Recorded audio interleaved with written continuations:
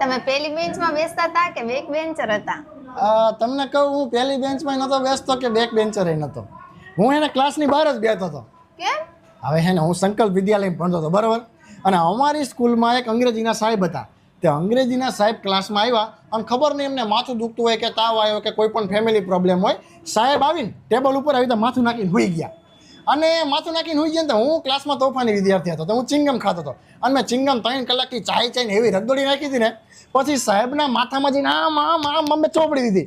બીજા દિવસે સાહેબ ટાલીઓ થઈને આવ્યા. તે સાહેબ ટાલીઓ થઈને આવ્યા ને પછી સાહેબનું નામ મારા લીધે ક્લાસમાં ભૂરીઓ ટાલીઓ પડી ગયું. અને બધા શિક્ષકો રહ્યા ને એ મને મોસ્ટ પપ્પા શિક્ષક જ છે. બધા શિક્ષકો માટે મને ફૂલ રિસ્પેક્ટ.